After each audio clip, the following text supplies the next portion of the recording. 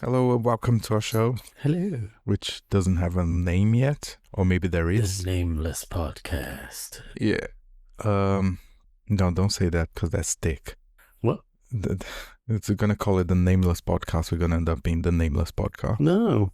Yeah. No, We're gonna have to have the editor editing this to put the real name. Yeah. Something will stick. We will come up with something. Yeah. Yeah, we have to. Really quick. But anyways, that's not subject podcast. No.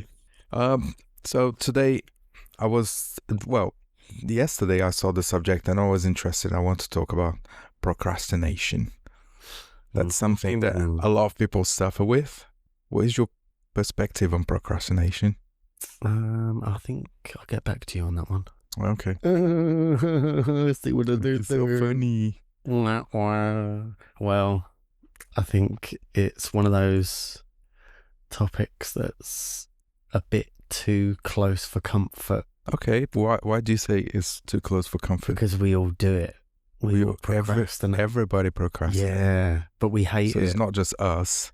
I hate the feeling of admitting that I procrastinate, but I know damn well that I do. And it's horrible. There are times when I'm like, yes, let's do this. And I'm on it and I'm in a mission and I'm like really going for it. But then there's other things that you're like, and you kind of try and make an effort. But sometimes we make an effort that's kind of a half-assed effort that in all honesty, we kind of know that we're not fully committed to it. So, you know my opinion about procrastination? I think procrastination... Like denial. No. I think procrastination is a natural state. Yeah, it's like a fear of the unknown. No. What I'm trying to say is people mislabel procrastination. I think procrastination is just another phase of of your body, just like sleeping. What? Yeah, so... we sleep because we need rest, correct? For the whole body, isn't it? I think procrastination is like a one step below sleeping, is when your body needs to reorganize itself. And people don't see that as a natural thing to do, so we never learn to use it properly. It's just like when people sleep way too much, and they say, I'm sleepy. I'm not sure you have completely understood what procrastination is. That's not procrastination. No, that's what I'm telling you. That's what You're talking how about. I see procrastination. Do you mean like daydreaming? No, procrastination. Because you don't choose to procrastinate. You just give in to procrastination. Yeah. Yeah, it's not like okay. It's like I'm gonna procrastinate now. Try to resist, fight against, but I think it wins. Because I used to tell my students that, guys, procrastination is necessary, but you need to learn how to do it right. You need to give yourself time to procrastinate. Necessary? Yeah, I think so. I genuinely think so. This is a strange choice of word. It's just like the siesta. Remember siesta? Of course. Yeah, after you eat, you procrastinate because your body needs it. But we gave up on siesta. I think you're using procrastination in the right So way. What is procrastination? Procrastination is like a negative hesitation and a denial hesitation that stops you from trying, stops you from succeeding because you're like, maybe, okay, maybe later. And then you come up with excuses and reasons to not do what you should be doing. Okay, it's that's so a terrible description. But I think define with that one. Yeah. I don't think procrastination is well defined because people don't see it for what it actually is. So define what you do when you procrastinate. Procrastination is like, it could be avoidance, complete avoidance, and like the denial state of mind stopping you from even going anywhere near doing anything. Or it could be a kind of what I was saying about like a half-assed semi attempt that in all honesty is not a real full-on proper expending your energy and your effort. You're just kind of like making it look like I'm giving it a go, but maybe not. But usually procrastination means like dropping everything and then just go do something that is brainless. Has no physical value. Am I correct in assuming that? Kind of. You're just gonna sit and watch TV for like 3 hours. If you're procrastinating, you might end up doing other stuff. Yeah, it's very likely. So it's not like you're avoiding everything and you're just existing in the point in space. Say, for example, if it was a scenario of like, right, okay, so we're going to have to tidy up around the house. We're going to pick up all the laundry that should be in a basket. And okay. Or selling king-size mattresses that are on their side, wedged between a bookcase and a dining table that I've started to do. And I'm finding it a little bit weird. And I'm intimidated maybe by eBay because I haven't touched it in like 2 decades. Oh my god. And I made a start at it yesterday, I think it was, and I realized, oh crap, I need like details that I haven't got. So I sort of stopped what I was doing. But procrastination has kind of held me back from really committing to selling the mattresses.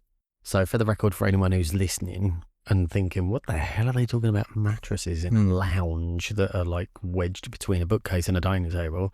That's weird. It's not quite as weird as it sounds.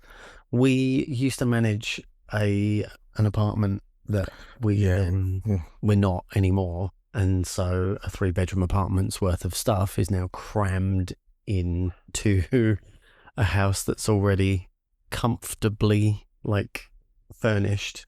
But now it's comfortably furnished plus a ton of stuff that we need to shift. That we need to get rid of. Not get rid of, because I need to... Well, define get rid of. Create some of my losses. I'm never going to get the full price that I paid. Yeah, selling some stuff. I'm already going to be at a loss. Selling something is also getting rid of. So, well, get rid is throw away. Get rid is to get rid. Yeah, but it's literally to throw something out. You're getting rid of it. Yeah. A little bit. Definitions. Yeah. It's still... Picky. Whatever. Yeah. But yeah, that's... But I think procrastination is badly defined. It's completely misused because people are not looking into it as a necessary thing. So what was the dictionary definition? Avoidance may be a way of your brain to tell you, I need this break. What did the dictionary definitions say? Oh, it says exactly what you said, but I don't fully... Well, not really dictionary. It was ChatGPT. I don't know where he got the definition of procrastination, but regardless, I don't think it's my point is, I don't think it's well defined. I think procrastination is a status. Oh, wait, hold on. So you asked me, I gave you a definition, you fact checked it, and the fact check was exactly right. And then you disagree with it? It was, yeah. I still disagree with it because I don't think it's well defined. Go on. No, please keep interrupting. Go on. Okay. Nah, I think I lost my train of thought. Okay. I don't think it's well defined and hasn't been well evaluated, but that's my opinion only. Okay, I'm not saying that I'm correct. I'm saying that that's how I see things. I don't understand what you mean. What I mean is when you are overwhelmed, you go into a procrastination mode because your brain needs a break. There's too much to process, too much information, So your brain starts telling you to avoid things, right. Go do nothing. A buffering time. Yeah, because... a sensory overload, but because down to process, because it's not well defined, we don't understand it and we don't know how to use it properly. It's just like if you sleep too much, it can be a problem, right? But if you understand that you can sleep from time to time and you organize yourself, you go to bed at a specific time, you wake up at a specific time, you just min-max your sleeping. Min-max motherfucker. Yeah, and So you turn that into a more effective thing. Am I expressing myself right? I kind of see where you're going So with it. because on the world of today it's not, we wake up, right? Imagine 50 years ago, even before we were born, like long time ago, before technology, people would wake up 70s, even before that. Imagine the 50s. Yeah, it doesn't matter. 50s to 70s is not too much of a difference anyways, in the example I'm about to give. Okay. So, or even before that, from 70s to, year minus 300, not much difference, because people used to go to sleep and then they wake up, they do the job is over, and they had nothing else to do with their lives. So they would, if they didn't work the entire day, I'm complicated the example. The example is, you would wake up, you would go to your job. You mean they had less distractions, maybe? Well, they had absolutely no distraction. Yeah, there was no technology, there was no distraction. Of course, distractions. If I finish my point. That's all right. Yeah. People would wake up, they would go to work. Yeah. Work is over. You would come home, sit in front of a candle, and not much to do. Right? So there wasn't much distraction in your brain. There wasn't overwhelming information coming into your brain. The world of today, we'll wake up with technology. The first thing you do is you grab your phone when you wake up, and then you go check your messages, your social media, even before you get off bed. You go have your shower, and then you're just thinking of a billion things that is not even related to work. And then you go to work. You deal with everything that you have at work, at the same time dealing with new information that is coming on your phone all the time. And then you leave work, you've got a myriad of things to choose from. You can either go out, go to the cinema, go to a club, go have drinks with friends, and then you come home, you've got TV, you've got more movies at home, you've got computer, you've got games, you've got your social media, and we never shut off. So your brain, it's overwhelmed all the time, and that is causing us to trigger that procrastination mode more often. Am I making any sense? I'm trying so hard to listen and kind of go with the flow and absorb everything you're saying, whilst being absolutely like facepalm with the comment of, all those years ago, people would come home and just sit in front of a candle. What? Well, you know what I mean. I'm just exemplifying. How's that facepalm? Do you seriously think that, like, decades and decades ago, before all of this kind of super accelerated technology and all these technological advancements and distractions that come with it, do you seriously think that people had nothing to do? No, there was an exaggeration. Of course they had something to do, but there was an exaggeration. What they had to do is either they would just talk with family. And all the jobs that have to be done? But I already mentioned that. They would finish their work during the day. Remember, back in time, work was a very specific thing. People didn't work from 12 to 12. No, it was also a very different thing. It was. Think about all the conveniences that we have now that didn't exist in the times that you're referring to. And everything. Because the conveniences weren't there. The speed of process wasn't there. So every little thing needed to be done manually and slowly, and have, imagine you want a hot shower. Okay. Now, we'll run upstairs, turn a hot tap. Wow, we might have to wait a whole minute for the water to run through until it runs hot, because there's cold water in the hot pipes. But you go back a few decades, and that's not a thing. I understand. Having to literally boil. But they didn't have hot showers at 9 o'clock in the evening. They would come home. Hot water to fill up a copper bathtub or a zinc tin bathtub in the middle of a lounge. Yes. But back then, not everybody in your household worked. Share the bathtub. Yeah, but you also not taking into consideration. Not everybody in your household would work. The wife usually she would be taking care of home. The children would work in the house, if not working on the street. Yeah. So you got you as the male of the house would come home. The child could be heating the water for your shower, or the wife, or things like that. Not to start conversation on roles back then. That's not the point of this. The point is everything was much more much simpler in the way that you would only work at specific hours of a day. No one would work past specific hours. So everything shut on the weekend, It was a different world. There was a lot less to be concerned about. People would turn off much easier. What you mean, yeah. It's like the world has become 24-hour. Yeah, so everything's, especially in cities like London, where it's just 24/7. So imagine that period between, let's say, 5 o'clock in the afternoon when people finished their day until 8 o'clock at night where they had to go to sleep. They were procrastinating basically for 3 hours before they go to bed. But you don't see it as a procrastination because there was nothing else much to do. So it's not that they were avoiding things, Obviously, yeah. I don't think that's necessarily accurate.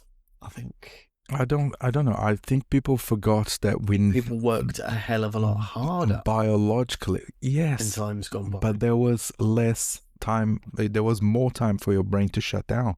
Now there isn't. I think activities and work and purposes and functionality were more singular way back. And when I say singular, I mean like I'm doing a job and I'm doing that job only.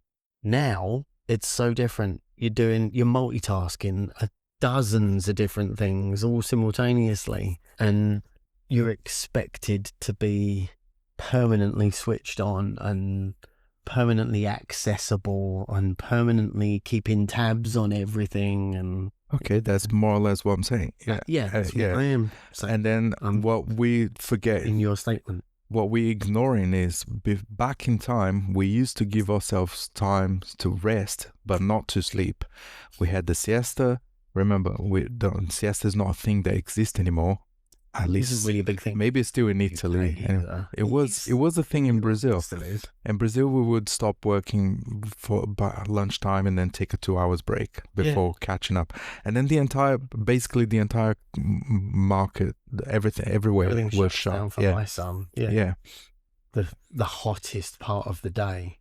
I guess you can say that as well, because it's midday to 2 or something like that, or 11 to 1. I can't remember. To give that respite from the hottest part of the day. Because we used to get out of school from 11:30, and then the afternoon school would start at 1, I think. Yeah. So you had a 2-phase school day? No, Brazil's 3. No, we don't. But there's 3 terms for school in Brazil. Not terms. I'm talking about in one day. Yeah, school. You had morning, then a break. No, that's what. And then an afternoon school. No, we use that. There are 3 terms of education a day in Brazil. So there's the morning term, there's the afternoon term, and there's the night term. Right, you're saying term, but over here term means weeks and weeks and weeks and weeks. Okay, so not in a day, you've got early school, and then you've got afternoon school, and you've got night school, evening school. It's... What? Like, for example, if I go to school in the morning, but someone is too young to go to school in the morning, they go to school in the afternoon. And if someone is too old and they work during the day, they can't go to school in the evening. Right, so we're talking like once adults at college, higher... any term in further education. The children usually don't go to school in the evening, so the children either go in the morning or in the afternoon. But if someone can't go in the afternoon, they go in the morning. Someone can't go in the morning, they go in the afternoon. And then if you are a young adult or an adult that wants to be educated, because education in Brazil is free, if you want to get educated, you can work your day and then go to school in the evening at 7 at night. Nice. 7 to 11 is school term. Oh. Yeah. Oh, wow. So, like, free college? It's free education for everybody in Brazil. Sweet. Yeah, you have your private education, which a little bit better quality, but that doesn't mean the free education in Brazil is not bad.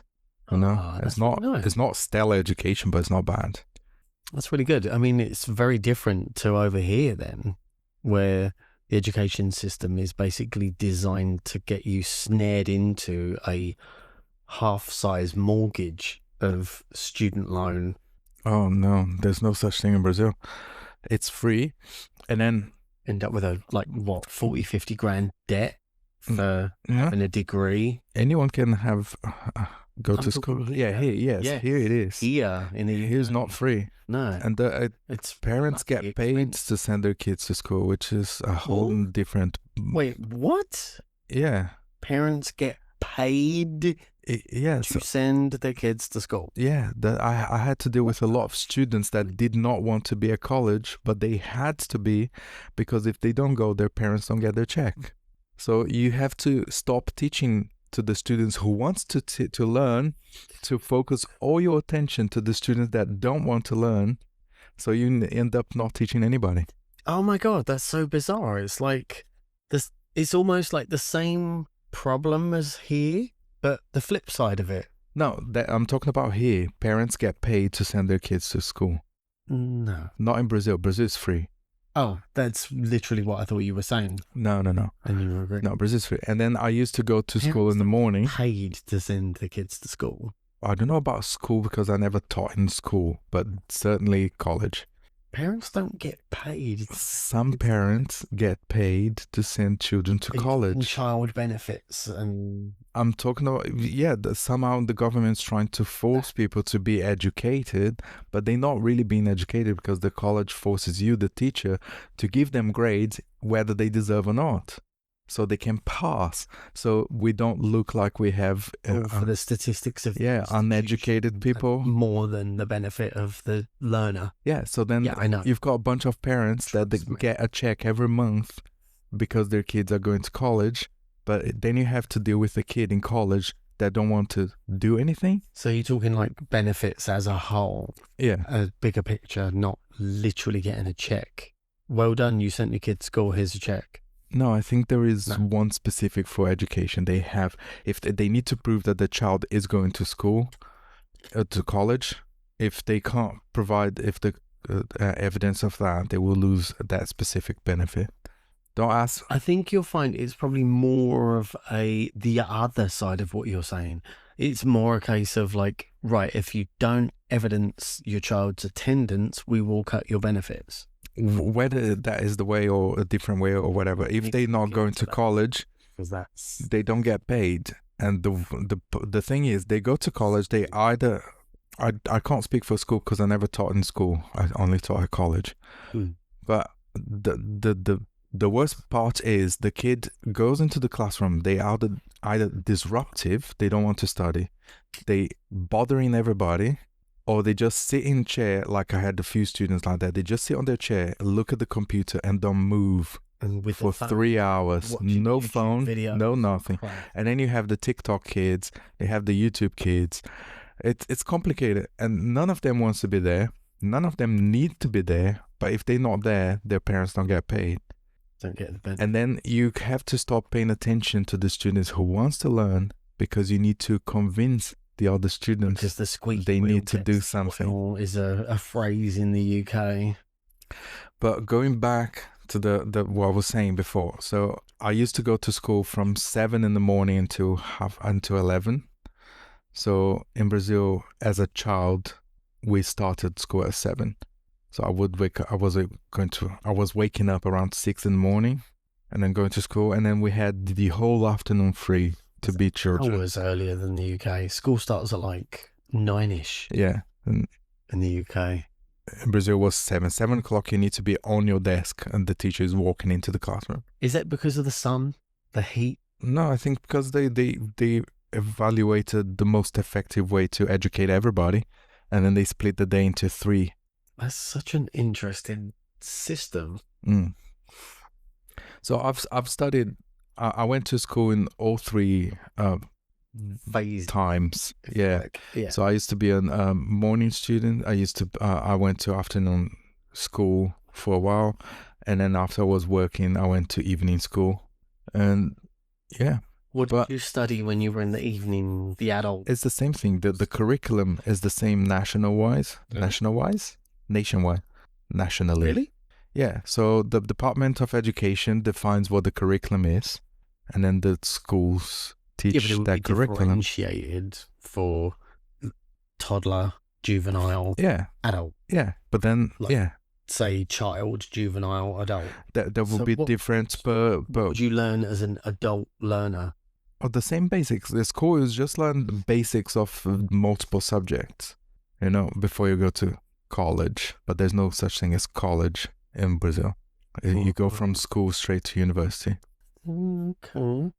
There is college, but it's technically school. You just learn more complex subjects of complex things of general subjects. But there is no such thing as choose your adventure in Brazil until you are in university. Wow. But then university is also free in Brazil, but it's highly competitive. Yes, you need to do an exam. And if you pass the exam, you go to university. There are private universities, but there was also free universities. And where I come from is one of the biggest free universities there is. So we are basically a university city with and it's a medicine medical university. Wow. So we have really good doctors and dentists where I come from. Really, really good. That's awesome. Yeah.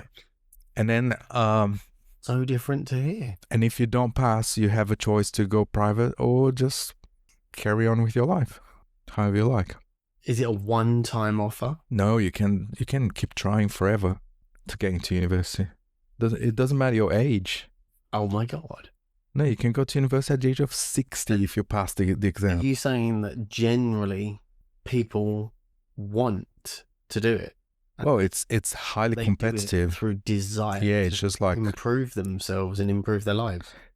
Yeah, it's so competitive that the radio broadcasts the exams results, for example, that people who pass it's on that's before the internet, anyways. I don't know, maybe today is all internet. So it was like during exam period, it was everywhere on TV, on radio. Wow. Yeah. Such a different mentality. It's so like. At least that's how I remember. So. Going back even further to the subject of procrastination, I personally think procrastination is a state that your body has to go through during the day that we have been ignoring. Processing. And then because you've been ignoring that process, we don't understand it and we don't do it correctly. So that's when I used to tell my students, procrastination is necessary, but done right. You need to allow yourself time to rest and let your brain put things together while you're doing nothing. That's called dreaming. And then, that's what your brain needs to do when you dream. It's reorganizing your filing cabinet. Yeah, but what if procrastination is also doing that, but without this sleeping aspect? So you are aware of your environment. Meditation. Yeah. You're not in danger. Buffering. But your brain is just like reorganizing. Letting the dust settle. Especially in this age of today where we have information from every single corner. Wherever you look, you've been blasted with information. I mean, we're literally describing how my brain works.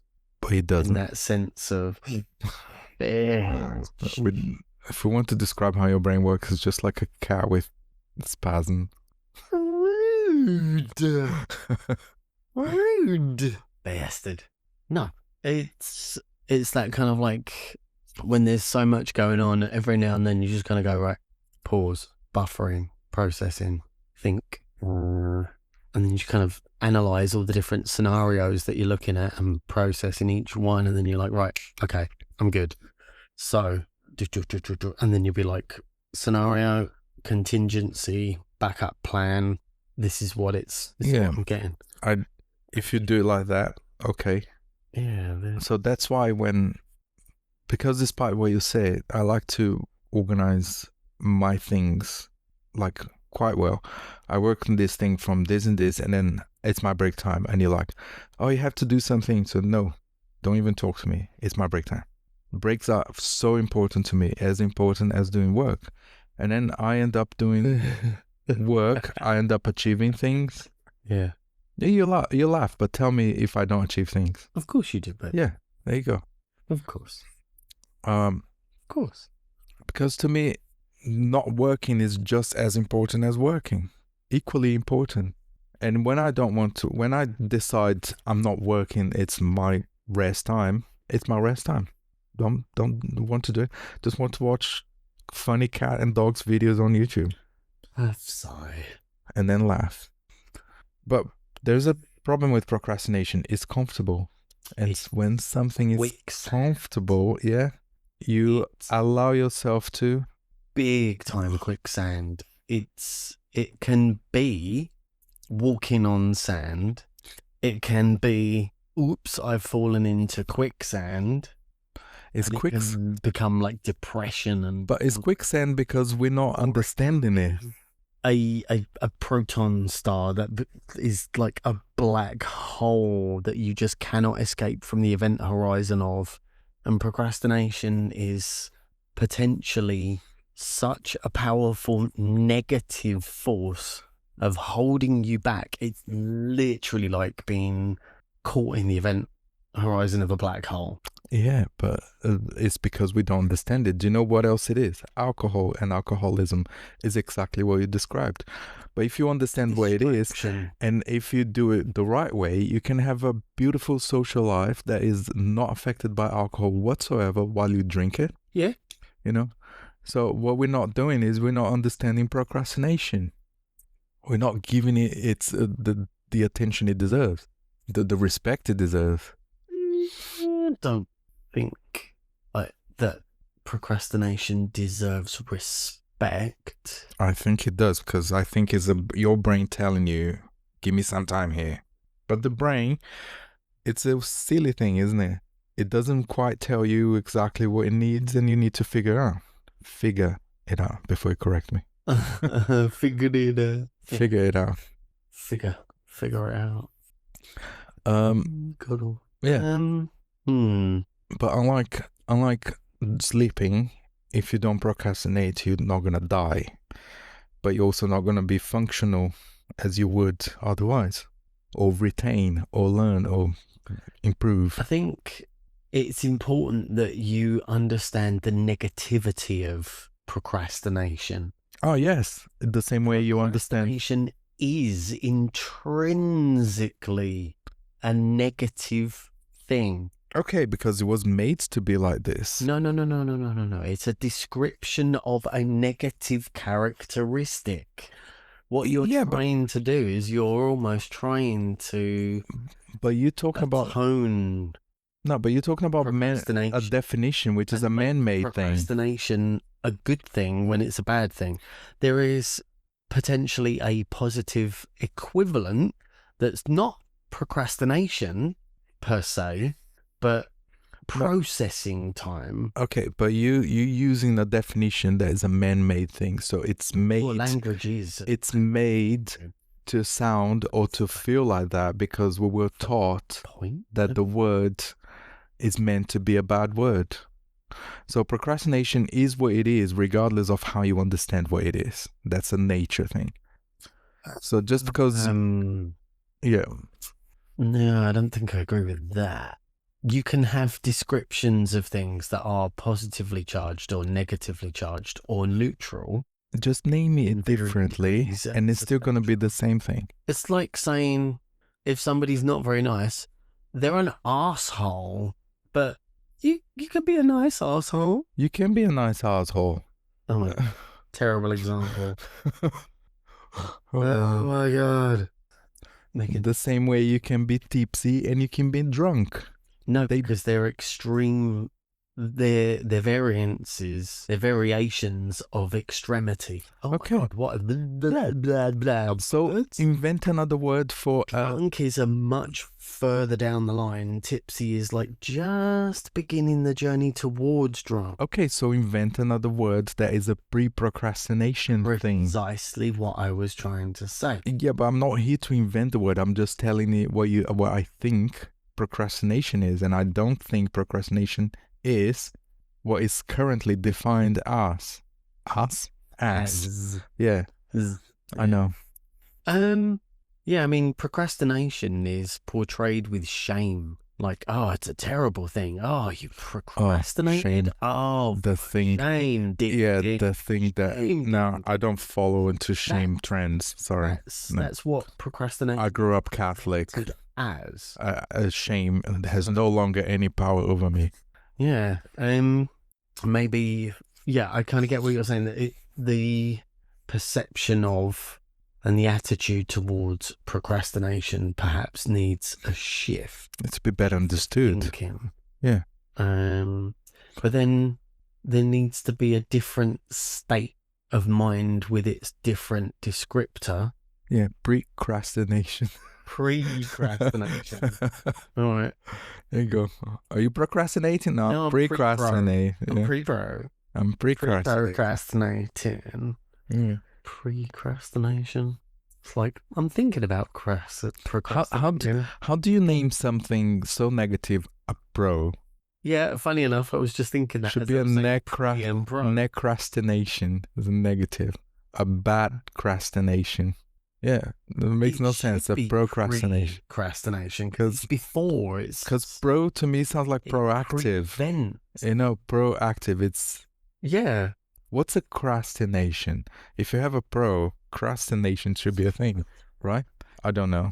I'm not linguistic. I think we're just breaking language. Yeah. We are literally destroying the lexicon. Oh no. What's happening? Yeah, because precrastination would make more sense. Yeah. I don't think crastination is a thing. Yeah, pro means forward. Yeah. And crustiness means tomorrow. Oh, so you're advancing into tomorrow. Crastiness. Yeah, it's like, I'm on tomorrow. What language does that come from? That's Latin. Greek? Oh, okay, Latin. Oh, crustiness does sound like Greek. It does? No, Latin, yeah. Latin. So procrastination literally means pushing things to tomorrow. Right, yeah. But pro doesn't feel appropriate. Appropriate. Yeah, you advancing to tomorrow today. Like, nah. I'm already on tomorrow. You do your thing. Yeah, because there's some people joke that procrastination must mean doing something on time. No. Okay. Thank you, chat. GPT. GB. Interesting. Thank you, GB. Latin. So, yeah, you leaving things for tomorrow. That's what procrastination means. Yeah, it's like putting off, delaying, cut blocking, dawdling, stalling. It's all like, oh yeah, I can't because some crap excuse. Yeah, but there is a health delay to give yourself time to buffer, and you're a bit. And there's the unhealthy delay. Procrastinate, and then you run out of food. Yeah. And you end up eating scraps. So what we need is a better definition of what the action of procrastinating inaction is, and we need a new definition for it. You do. I certainly do. Because I'm quite happy with the definition of procrastination. Thank you very much. No, because I'm well. Maybe you are. I'm not. Maybe you are because I'm not. Because I think Echo. We need those breaks. Right, that to me sounds like it's like healthy procrastination. Yeah, you say that, but I achieve a hell of a lot. Yeah, quite often. Yeah, quite often. Yeah, I love that. I build things out of thin air. House occasionally. I do so much stuff from time to time. You know, sometimes. No, you're not giving me the credit I deserve. Oh, so people, I do give you credit. No, people are upset. No, taking the piss. People on the internet are upset with you right now. and then they start a campaign to slander you. Huge, really? Yeah. They're a cult now. Yes. Oh my God. The FA cult. What? The sweet FA cult. Oh. Do you know the term sweet FA? I think I'm gonna. No, what is it? It's so fucking appropriate for this whole conversation. If you're doing nothing, you're doing sweet FA. Fuck all. I think it actually comes from a phrase, sweet Fanny Adams. I don't know what Fanny Adams is. I don't know what Fanny Adams comes from. Oh no. What is a Fanny Adams? Let's do a little bit of explain to me what a Fanny Adams is. Googlification. Explain to me what Fanny Adams is. Google sweet Fanny Adams. I will, but tell me what you think it is. To do absolutely nothing. Okay. To procrastinate, to dawdle, to stall, and to do nothing. Sweet FA, sweet Fanny Adams.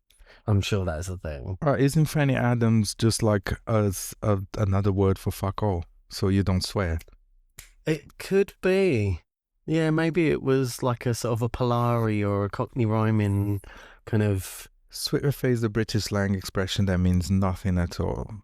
Or more bluntly, absolutely nothing. There we go. FA, originally understood for Fanny Adams, is slang term in the 19th century. It's nothing of value, nothing at all. In modern usage, often understood to mean sweet fuck all. A more explicit version. So I think, so... It literally is. From the 19th century, so they probably didn't they didn't have the word fuck in the 19th century, I think. Well, it existed, but it was just never used in the context of, like, today it's thrown around. Okay.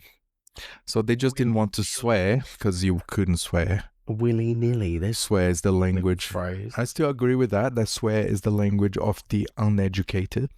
Because an educated person knows how to say the same thing without swearing, and it's a lot more impactful. Eloquence is power. When you swear at someone without swearing, it has double the potency. That's a complete oxymoron, hun. No, it's not.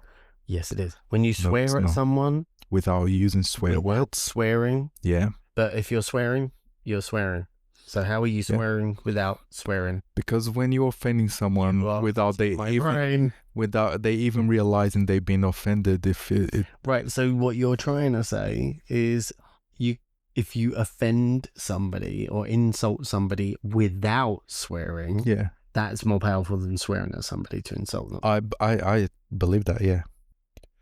Because it's easy to swear. It's easy to swear, but it's difficult to outsmart someone. To swear? And I think it's much funner to outsmart someone. Swearing is a punctuation. It's an exclamation mark. No, swearing is the verbal punch of the uneducated, while the educated does a verbal white glove slap. White glove slap. White glove slap. You uncouth creature. You know. You were a cad and a bounder. Yeah, but I don't know English well enough to, know how to... What was the southern overwhelm phrase? What was it? You are a scoundrel without valor. Oh, that's John Oliver. You scoundrel without valor. I love it. Yeah. What's the one I like? You may consume snatch of riches. Not a snatch, a sack.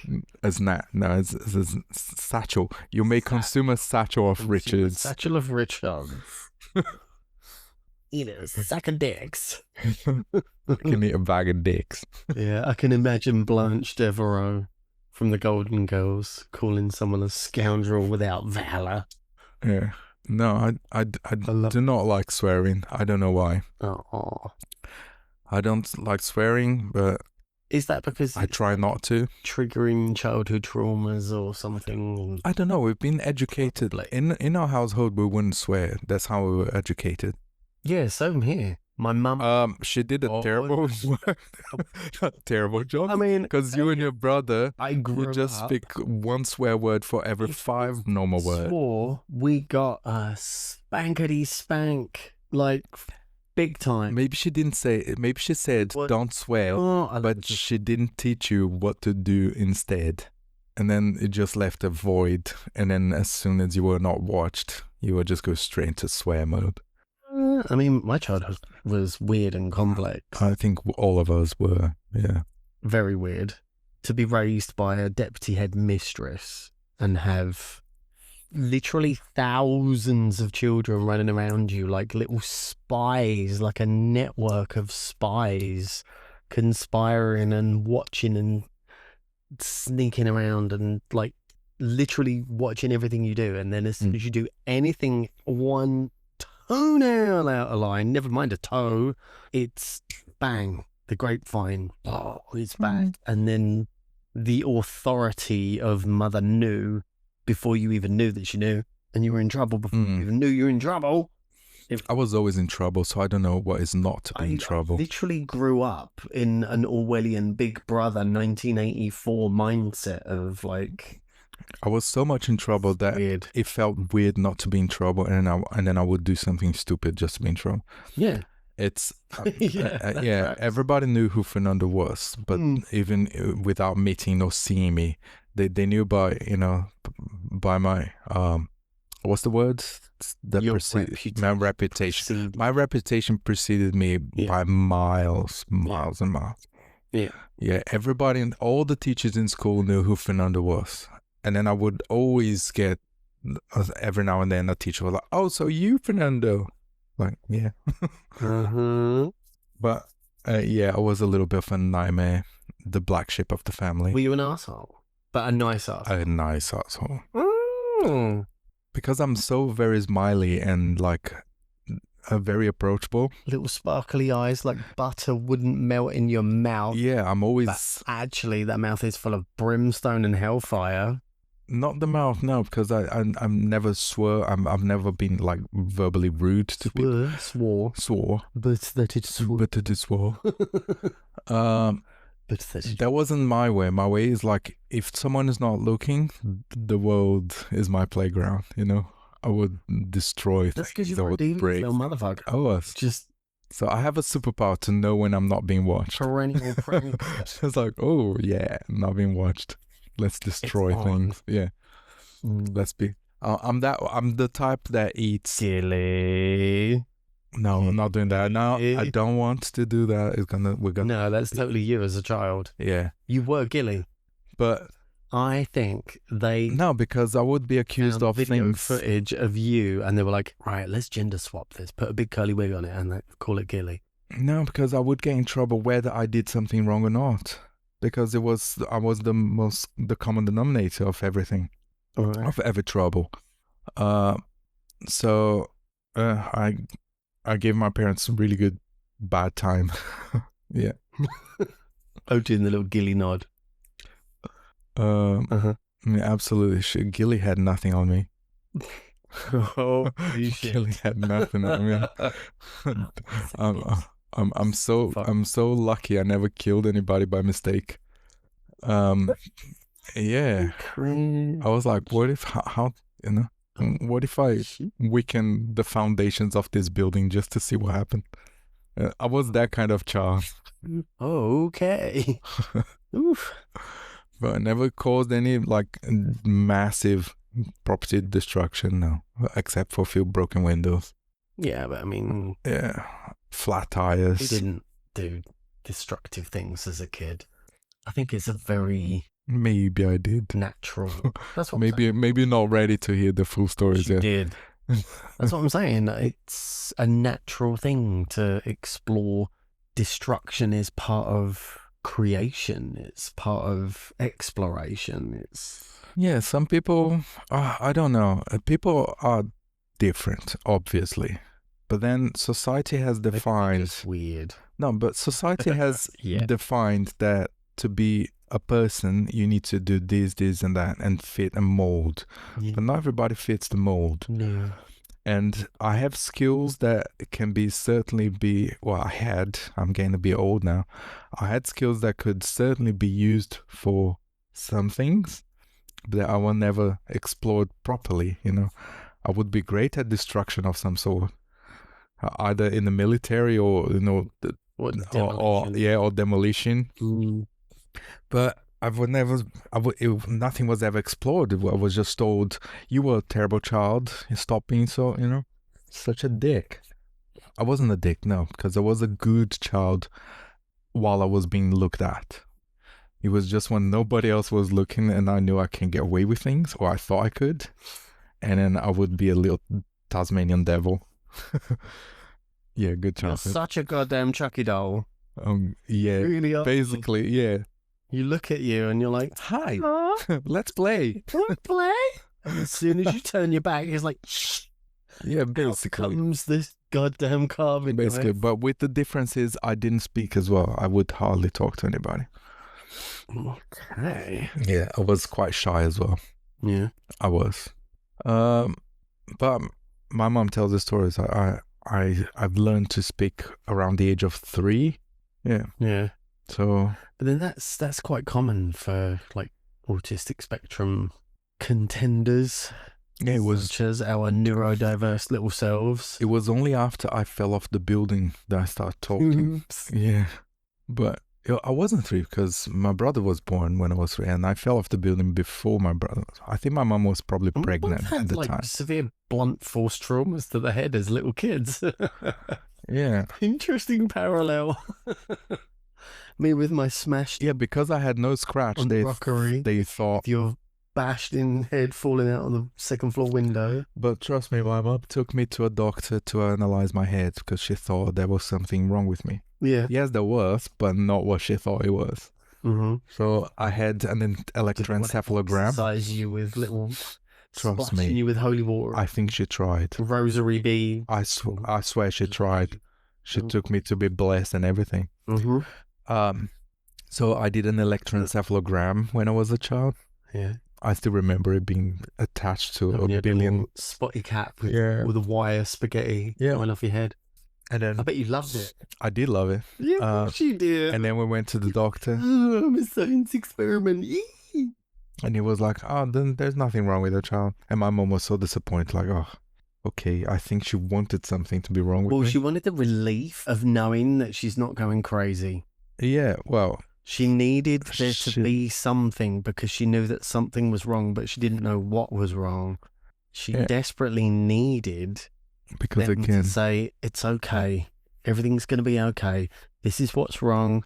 Here's how we can fix it. But she never got that. But there's no fixing. I'm crazy. Yes, baby. I'm crazy. I'm crazy. And I'm Brazilian, which doubles your craziness. Right. So, yeah. All Brazilians are crazy. Everybody who knows a Brazilian knows that. Well, you could say that about every race. Look, each individual. Think of the other Brazilian, Gil. Yeah. Think of. I know several Brazilians. Yeah, we're all crazy. You're all different. You're all individual. Crazy. Just like everyone from every other nation. No, I'm joking. Of course, we're not all crazy. Just 99.9% of us are crazy. But. Okay, baby. We're just like less inhibited. Okay. As Brazilians.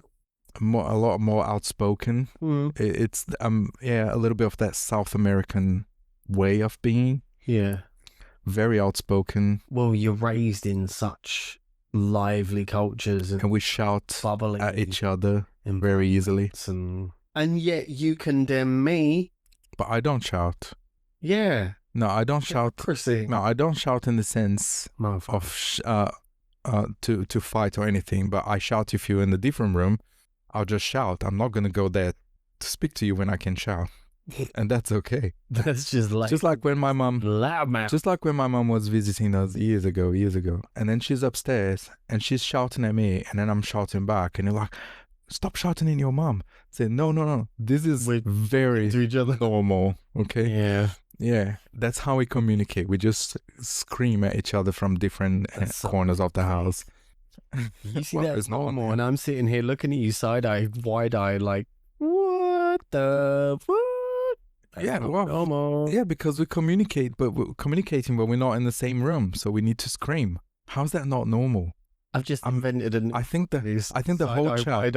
I think the chat needs to vote on what That's a new thing, if yeah. screaming at each other at different corners of the house is normal or not.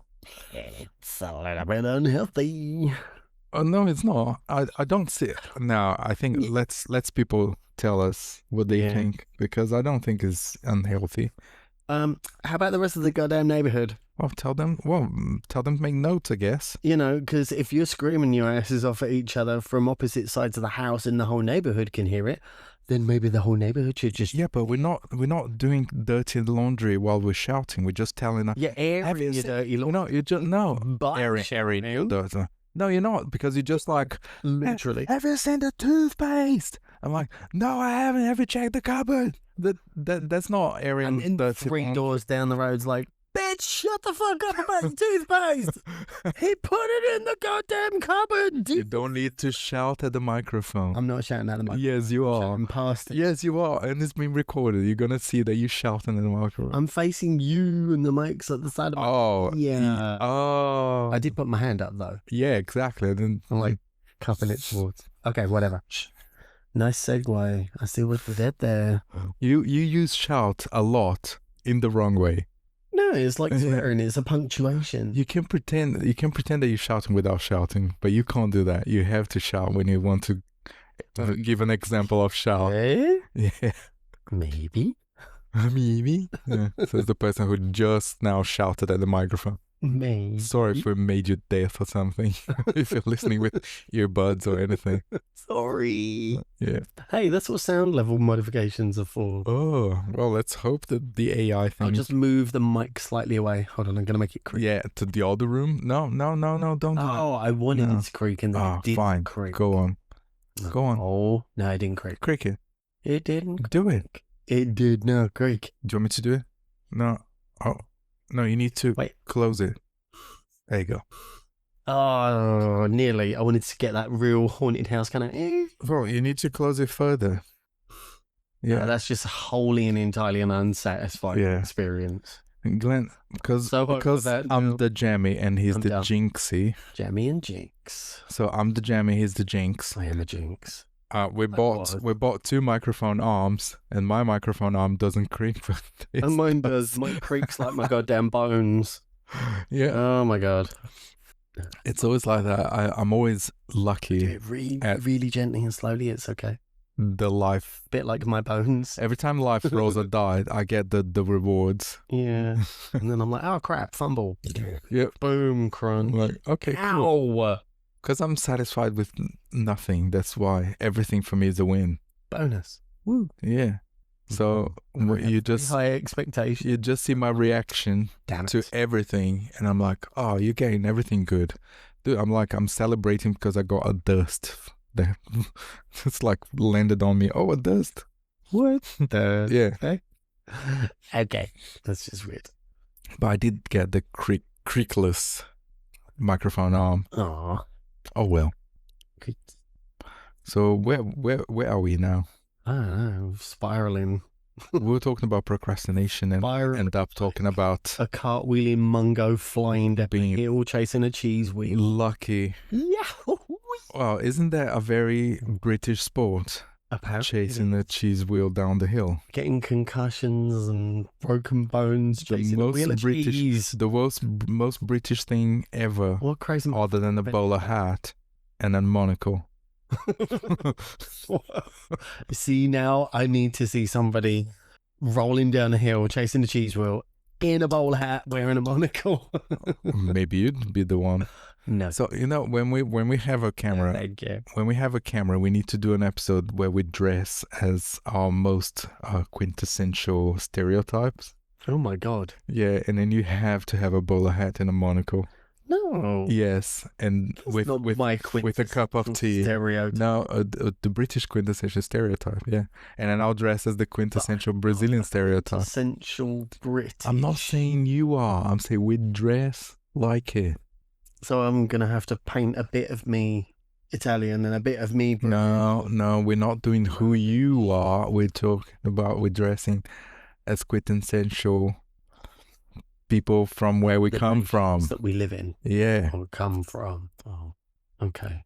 So I would have to dress in and raggy shorts and flip flops and no t-shirt. You'd be a favela boy with a little dog Favela boy. bouncing next to you. Because we actually dress like that in Brazil. Okay, it's not a stereotype. Yeah. Most of the months of the years we're just wearing shorts and flip flops, nothing else. Well, yeah, you're near the equator. Oh, yawn, scusi. Yeah, yeah. I'm not so close to the equator. I'm more close to the tropic. Yeah. Of Capricorn? It must be whichever is the south. I think it's Capricorn. Because it's the one that sounds more natural to me. So it's the one I probably heard the most. Okay. So let me very quickly look at which is the southern tropic.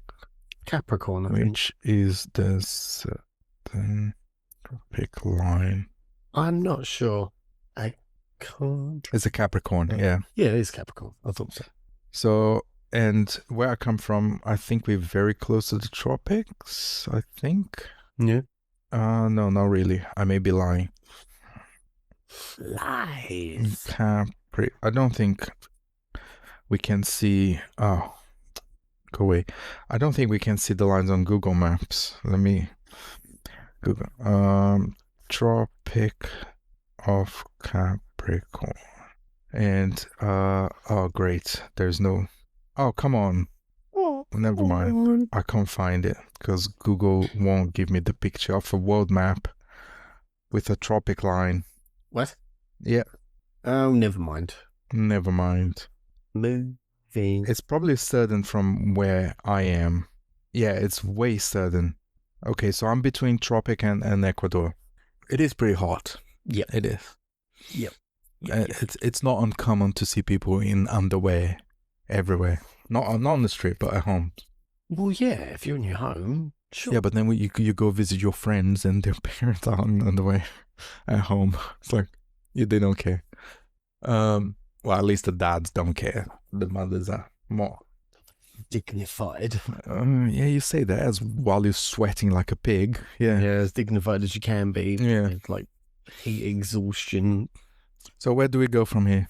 Where do we go now? Well, we're talking about procrastination. Yes. Well, we started talking about procrastination, and then we talk about seeing your friend's parents in underwear. Well, that's a segue and a half. That's a segue and a half. Jesus. I don't want to think about that one. I think it's important to do nothing sometimes of the day, but well, that could be the case. But regardless, it is important to reserve some time in your day to do nothing, but it's important to know not to do it too often or do it for too long. I think what you're trying to get to in a really like clunky kind of way is meditation. No, but you can do meditation in different scenarios. Meditation does not mean sitting down, crossing your legs. No, exactly. Touching the tip of your fingers and transcending into nirvana. Right, that's literally my point. But I can meditate while I walk, while I do walk, which is something I do very often. Every time I'm walking, I'm meditating, and that's why I'm much more productive when I. Is my point. Yeah, but you can also you can give yourself a rest by not walking. I'm giving you the positive to the negative. Procrastination is the negative description of a similar process with a positive outlook to it and a positive influence that it gives, and that is meditation. Yeah, meditation is important. When you relax, you calm your mind. You don't necessarily switch off. People meditate in different ways, but you kind of zone into what you're doing and what you're thinking about, or you zone out from it and allow your mind to just declutter and reorganize and process. It's literally the same. They're like procrastination and meditation are like the yin and yang of processing. Yeah. And I just had a really beautiful vision of like a yin and yang buffering wheel of like procrastination and meditation. Nice. Okay. Well, my opinion on this is, yes, meditation is important, not in the traditional sense of meditating, like I said, not sitting with your legs crossed and touching the tips of your finger and you don't have to make it translating. You don't have to put clown shoes That on is it. one form of meditation, but when I go out for walks, I use that as a meditation time where I'm just like focus on one thing in my mind. But I'm talking about switching off, but not going to sleep. That's just... It's not just like thinking of anything. Relaxation. Yeah, you just momently, you're just breathing. You don't want to think, you just want to avoid everything. That's literally like the zone out meditation. Yeah, but That's meditation switching off to me means everything off, stopping the noise and just relaxing, zoning out into like but without positive oblivion. Without doing all of that, because to me that feels very active. I'm talking about the literally inactive way of de-existing.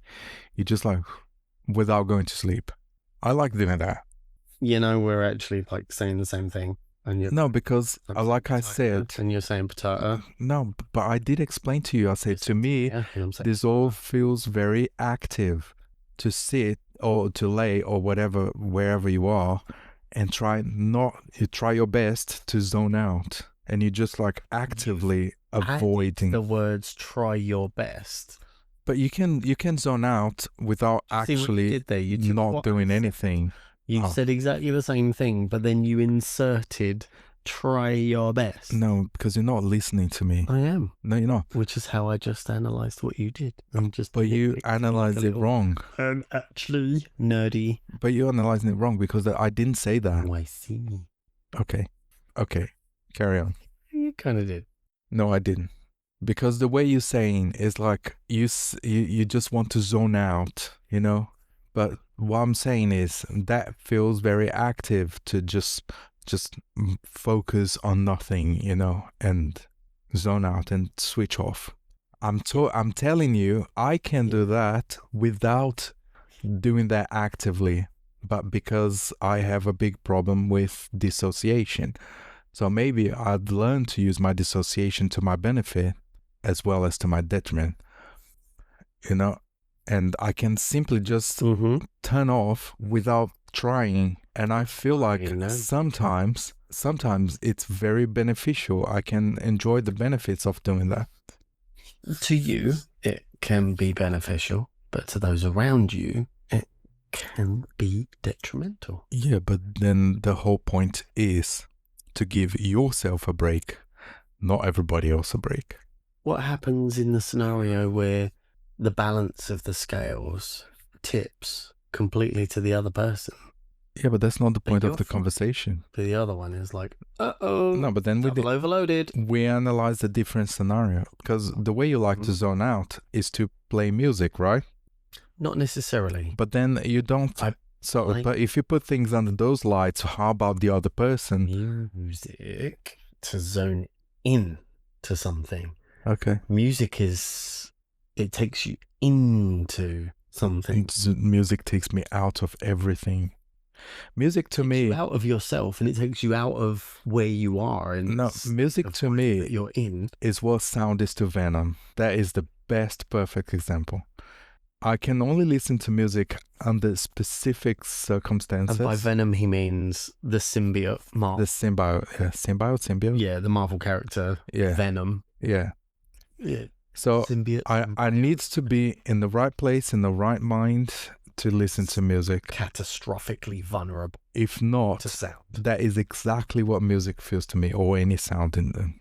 Yeah, but there's a difference between melodic, blissful harmonics and they're not cacophonic, catastrophic discord. Any unwelcome sound sounds like cacophonic distortion. That's your perception. No, but that's how my brain works. Exactly. Yeah, that's exactly my point. It's your. It's like I haven't been making this point for the last 5 minutes, and then you're just like, oh, but that's my point. So that is the point I'm making. Yeah. I'm agreeing with you, honey. Okay, yeah. You don't have to fight me. It's okay. I'm not fighting. Your perception of one thing makes you feel a particular way about that thing, but someone else's perception about the same thing gives them a completely different experience of that same thing. You hate it, they love it. Yeah, but the It's point I was individual making, perception that changes yes, the response. but the point I was making is back to where you said, but how about the other person? When I Right. say, yeah, it feels good for you, but it may not be for the other person. And then I start saying, yes, the same way you use music as a zoned out, and then you correct me, as a zoned in. So it is good for you, Yes. correct? But if you're going to start thinking about what of the other people, you won't. Are you talking in terms of like more broadcasting music out loud? You did. You did. Because what? I'm asking you a question. Mm. I'm saying, are you referencing it in terms of like blasting out loud music and then the neighbors are like, oh God, turn that crap off? No, not even that. To me, a low, you turn the volume up to 11, I turn straight down to 9. To me, 9 is what I can tolerate. Above that, 9 or 8. Above that, it's painful to me. But that is not the point I'm making. The point I'm making is when you zone out, it's all about you. And then you said, yeah, but you could be negative to the other person. I said, we're not talking about the other person. We're just talking about ourselves. Because if you're going to raise the point of other person, when you zone out, you also affect me. But then you can't think of me when you want to have your own zone out moment. And that's what I'm trying to... That's the point I'm making. Yeah, I suppose you can. So don't bring another... As long as your experience doesn't negatively impact others around you. Yeah, so let's not bring other people when we're trying to say what makes us, what works for us internally, because then it becomes a different conversation. I think you almost got what I'm saying. Yeah. I can see on your face, you almost... Round in circles. But yeah. Yeah, I may struggle a little bit to express things in English anyways. Yeah. Just a little bit. Your English is good. It's very good. And not as it is supposed to be in my mind. That's my frustration. Again, because in my mind, I want to say cheese and my mouth says chalk. And I'm like, shit. No, cheese, not shit. Yeah. And I get frustrated because I can't express what is in my head. Now, if I want to go into zone out mode, I tend to go away from people because I don't want... my zone out mode doesn't affect people around me anyways because I simply just disappear. And I no longer exist in... You introvert. Physically, yeah. You literally... And I can do that quite naturally because of the whole dissociation thing. Yeah, I was just going to say, you don't... Yeah, and I do that so natural. I do that on the motorbike, and I need to bring myself back. So, that's not the time for this, Again, that's another very kind of like neurodiverse, autistic trait to zone out like that. Because I do that while I'm walking from work and back to work. From home, from work to work and from work. I think I said something there. So, while I'm walking to work... I don't even remember where I went. I walked. If you said, do you remember walking by the petrol station? I said, no, I don't, because I wasn't looking. I know I did because it's the path, but I don't remember doing it because I'm in my head. Disassociated yourself. So because I do that while I'm walking, I can do that while I'm riding. Yeah, maybe don't. But I am pretty good at picking up really quick. Let's not do this. Pact right here, right now, to not do that. Well, I don't do that, and I catch myself when I'm doing that straight away. Let's not do that. Yeah, I agree with you. Let's not do that. I don't do that. It happens. It may happen naturally, and I snap out of it really quick. Good. At least I hope quick enough. But it's fine. I'm a very defensive rider anyway. I ride defensively. I don't like to speed, even though sometimes feels nice. But then once you reach that 60 to 70 miles an hour, you don't feel the speed anymore. No. It's all the same. It's like, well, okay. We, as human beings, we can't feel speed. We feel the change in velocity and momentum. Yeah. So if you maintain a steady speed, you almost You're not moving it. kind of. Yeah. You kind of But even the stabilize in your equilibrium of speed. You just kind of there. Even only if you then go and accelerate and you feel the lurch back, or if you brake and you feel that lunge forward. But even the perception, the visual perception of your environment, you get used to it, and then suddenly you're 70 miles an hour, but the things are going just like passing by you like you were just walking. It's like brain training as well. When you're beginning your journey, your brain is in everyday walking mode pace.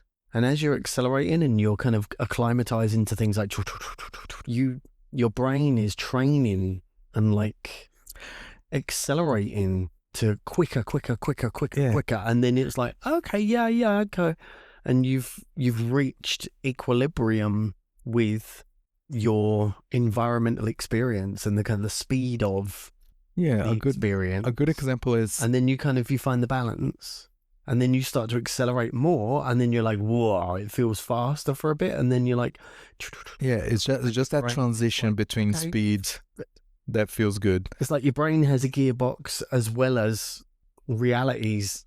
Yeah, speed in real life is not the same as speed in video games. No, nothing. No, speed in video games is like, oh my god, what's happening? I can't do this. Nothing like it. No, but momentum, physicality is. It's like you're in a bubble of so different. Of simulators do not simulate physical feel unless they're like the kind of rock and. No, what I'm saying, but playing speed stuff in video games feels faster than real life. Because it's an exaggerated form of, because it has to be an exaggerated form of, because you're not feeling the literal physicality of the momentum. Yeah, no, I agree. I absolutely agree. Give you that a different sensory overload of like, wow, that's so fast. Yeah, they limit the amount of information you perceive in the video game, so you have less time to react. As in the real world, you can see things from really far away, and you have time to react. So it's only like in emergency situations that suddenly you need to react to something that you didn't see it coming. Really rare. And especially if you ride or if you drive defensively. Circumstantial. Yeah. But on a straight open road, yeah, sure. If you drive or if you ride defensively, those things become even less common because you are always far away. You're always slower than you're supposed to be. Yeah. You know, and you already have like a pre-reaction to everything.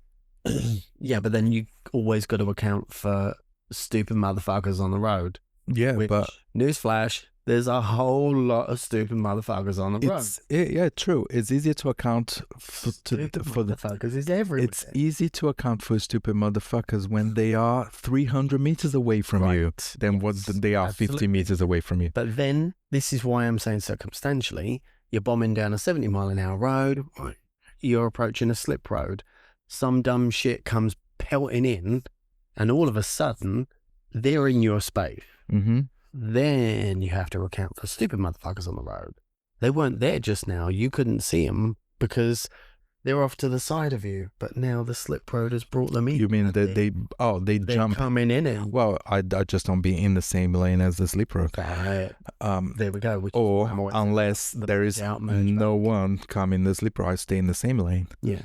But my problem is because my motorbike is not powerful enough for me to switch lanes. Can be a big problem. Because I don't speed, it takes a long time for my motorbike to pick up the speed.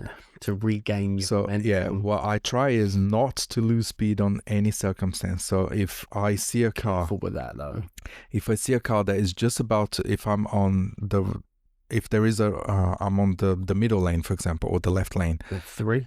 Of two. So if I'm on the left side and there is a lane to my right side, and I want to switch lanes, if I see a car coming, I already turn my signal on because I know they're going to speed up. because it's the natural reaction. So after it's the natural reaction for stupid motherfuckers. Someone puts but I then on and they go, nah, but then I having that. but then I treat everybody. But then I treat everybody as that stupid person. I always expect 100% of the time that when I turn my indicator, they're gonna speed up.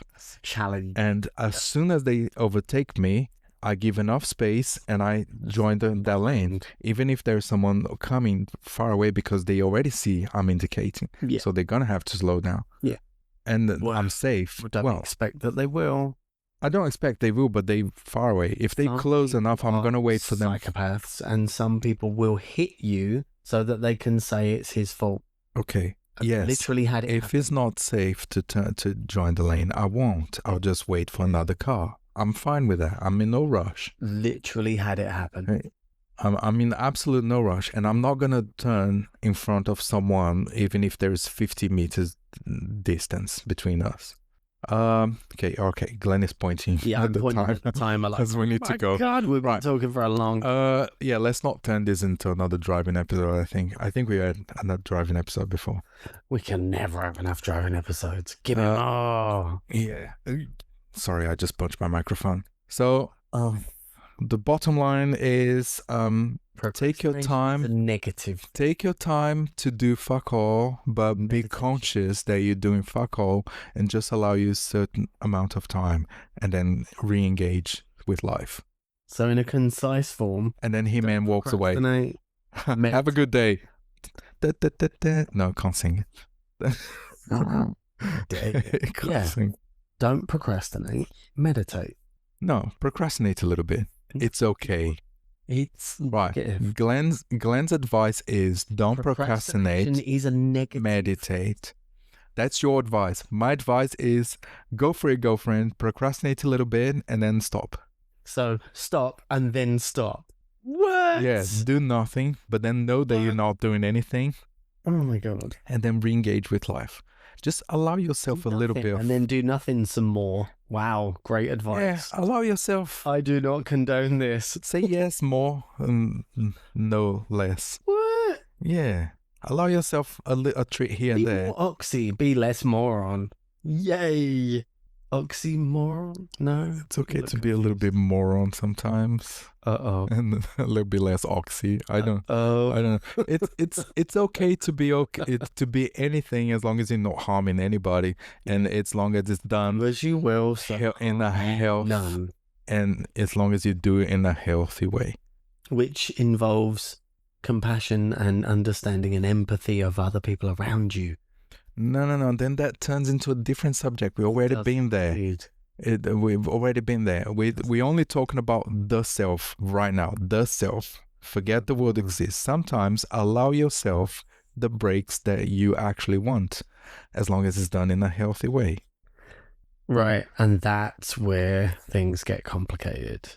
The perception of how healthy it is. And how much? Well, you're going to have to learn what is healthy for you, because what's healthy for you is not the same as healthy for... The same amount of alcohol my mom drinks is not healthy for me. No. And it's okay for her, because, Jesus Christ, you cannot outdrink my mom, and she doesn't even get drunk. No. But then she has different physique. She's the most Russian Brazilian there is. Yeah. She drinks. And she's just fine. But beer is her dessert because of her diabetes. Beer is her everything. Oh, I don't know if it's because of her diabetes. Yeah. Beer is her everything. She's evolved into this person of... And she's like... Well, I can never have a sweet... She's slim. She's fit-ish.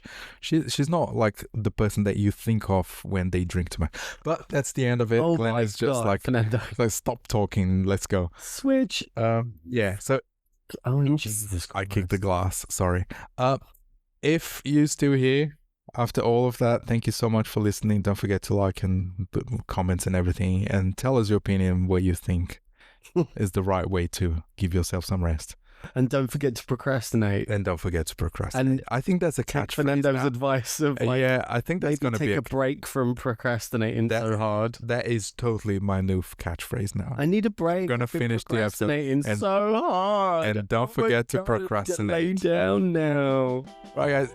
Thank you so much for listening, and I hope to see you on the next episode. See ya. See you soon. Bye.